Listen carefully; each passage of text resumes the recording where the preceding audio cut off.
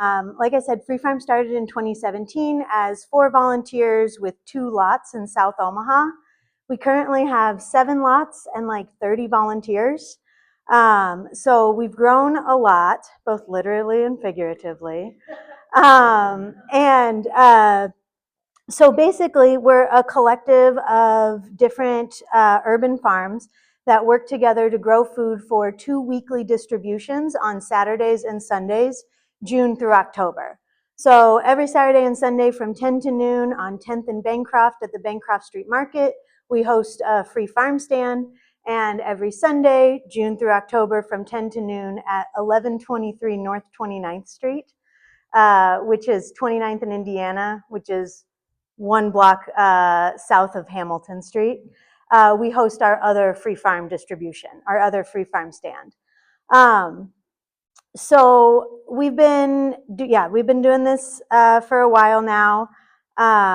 These free farm stands where, the produce at the free farm stands comes from the 7 different lots that we garden, but we've also been using our lots, in the last couple of years, been thinking to use our lots to serve as hubs to activate neighborhood gardens to build neighborhood food systems.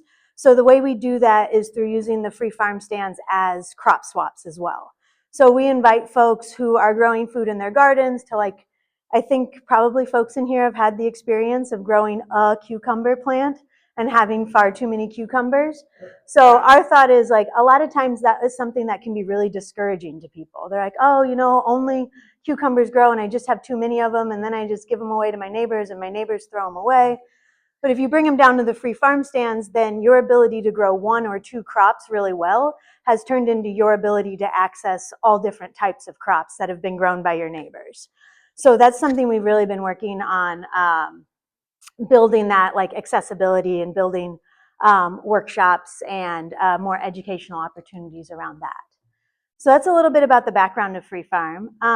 We started with a budget of $200 that we all put $50 in. And at the time I was, working with Benson Bounty. So we used all of the Benson Bounty shovels and old seeds that we had. And one other important element of Free Farm Syndicate is that we're also members of the Blazing Star Seed Cooperative.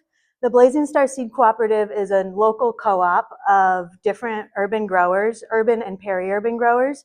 So folks growing in the city and then folks growing on the outskirts of the city. And the Blazing Star Seed Cooperative maintains, so we maintain a seed bank, and so the Blazing Star Seed Cooperative is all these farmers work together to grow out different seed varieties, and we're adapting those seed varieties to this climate. And then we maintain a seed bank at 20th and Spring at the Church Art House. In the basement of the Church Art House, we have our seed bank, and we also have a seed tool library. So that's where anyone that is saving seeds can come access the tools to save seeds. They're kind of expensive. It would be hard for everybody to have their own personal winnowing machine. So we have a tool library that has these specific tools. And so together we coordinate the growing out of these different varieties of seeds. And then we also host seed saving classes, some of which we've hosted at the Dundee Community Garden. And then in the fall, we host seed processing days where folks who are growing out seed for the seed co-op, they can bring the seed, and then folks who want to learn how, hands-on seed saving skills can come, and we all work together to process 60 different varieties of locally saved seeds that we then put into 3 different seed banks. One is a distribution bank. So all of those seeds get packaged and labeled, and then we host a couple different seed shares throughout the year, and we share those seeds out for free. And then we have our grow out bank. So that's for anybody who wants to grow seeds out for, the coming season. We have a set of seeds set aside just for that. And then we have our emergency seed bank. And that's, in case anything happens, like a run on seeds, or if we're growing 50 eggplants to save seed from, and then a tornado comes and hits the eggplants, as long as it doesn't also hit the seed bank, like, we'll be good. So that's a really important aspect of Free Farm, is that we are participants in this, like, larger collective of the Blazing Star Seed Cooperative. So the OPPD Greener Together grant was really huge for us because, like I gave you that example of our original budget, and we're all volunteers. This is everybody's like second or third gig. So, fundraising is, and then we're also like growing thousands of pounds of food every year. So fundraising is really on the back of mind. But the OPPD Greener Together grant, we applied for it in 2023. We were notified about the grant in 2023. And then we were on cloud nine for the next few months. And we mostly used the funding in 2024 and finished with the grant in 2025. And it was really foundational for us in being able to implement different practices for both organizational and environmental sustainability for our project. So one of the big things that we did was we installed sheds on a few of our lots, which allowed volunteers to then walk or bike to the work days instead of having to like drive somewhere, pick up all the tools, drive the tools to the location. And that was huge, obviously, environmentally, because there's this whole thing about like local food is better because it requires less transportation. But when it's 104 degrees and you're driving like 15 shovels down Dodge Street at 5 p.m., you gotta wonder. So being able to have places on the different sites to store the tools really made it possible for us to transport ourselves in a much more leisurely way, and also to not have to use our cars every time we're going to the lots. So that was a huge deal. Another thing that we did was we had two of our lots we were leasing from the city through their vacant lot program. And through the OPPD Greener Together grant, we were able to purchase those lots from the city, which was a really big deal because now we know that we have those lots in perpetuity.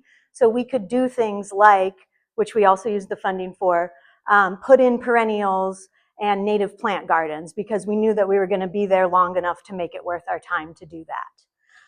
So that was a really big deal. And then one of the next steps that we want to do is on the lots that we own, we want to get water installed.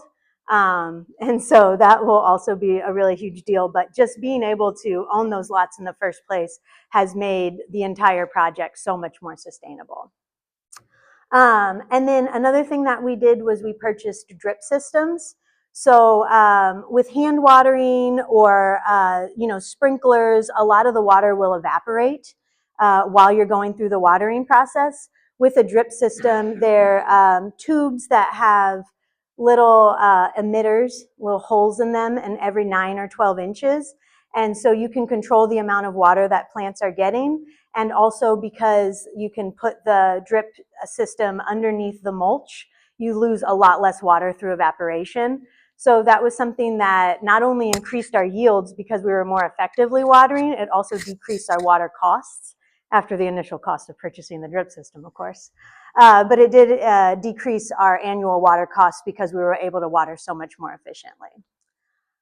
And then another thing we did that was huge, and that really plays a role in what we're doing now through like building neighborhood food systems, is that we were able to start renting a neighborhood food hub. So this has been something that this food hub is located in the Gifford Park neighborhood. And what we do there is we store and cure all of our like potatoes, onions, and garlic. We also do a lot of food processing there. So we make jams and jellies that we then sell to support our project. And we also make tomato sauce that we would never sell because it's priceless. But it's really fun. This year we made 73 pints of tomato sauce. And we, because we seed save each different variety of tomato separately, so we can make like 100% pure San Marzano sauce, 100% pure Inchiardi sauce, et cetera, et cetera. And then we have a blind taste test, and it's really fun. But this neighborhood food hub, it's also like a shared space where we can keep other shared tools, and where folks so it's like we have that storage so that like folks that are contributing produce from other locations, they have a place that they can bring it. So it just helps to like bring that idea of neighborhood food systems together, and also serves as like a meeting location and lots of other things as well. So that was really amazing. And then we were also able to host the 2024 seed processing days, which was like a really big deal. And we had, over 60 people come and attend those seed processing days. Like I said, in 2024, we saved 54 different varieties of seeds. And one thing that I think I forgot to mention about the Seed Saving Project is that we also publish a seed catalog of all of the seeds that we save. So one thing that we noticed a lot in like seed saving in Omaha was that, and this happens every year at the seed shares, folks show up and they're like, hey, I got some tomato seeds. And you're like, well, what kind of tomato seeds? And they're like, good ones. And you're like, okay, cool. Let me just put that down. Good tomato seeds. But, we really thought like if we want to move from beautification to food security to food sovereignty, we need to have seed sovereignty. We need to have control over our seed supply.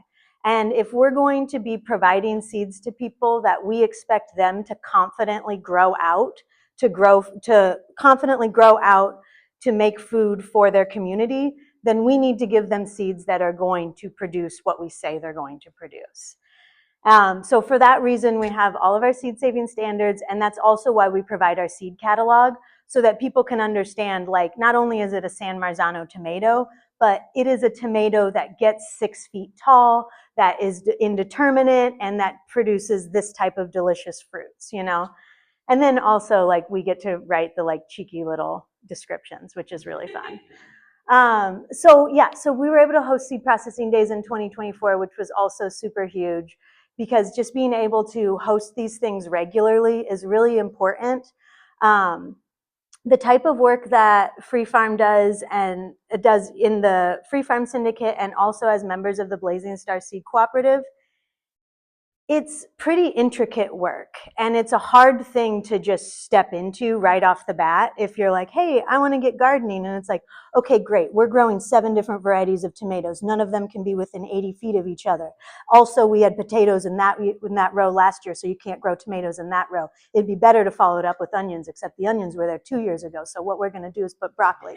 Like, it could get, it can get a little intense. So what we're trying to do is kind of like microdose folks into this process. And so it's really important that we can keep hosting the same classes, the same events year after year. And so the Greener Together grant provided us that sort of sustainability, both organizationally in establishing long-term commitments for us on our different plots, and also environmentally through allowing us to do things like implement the drip system, plant native gardens, and also have those sheds so that we could just be walking to the different sites. So this was huge for us. It moved us into an entirely new category. We're super grateful for it, and it's just really something that kind of flipped the script for us. So it was a really amazing opportunity, and I really appreciate your time. Thank you.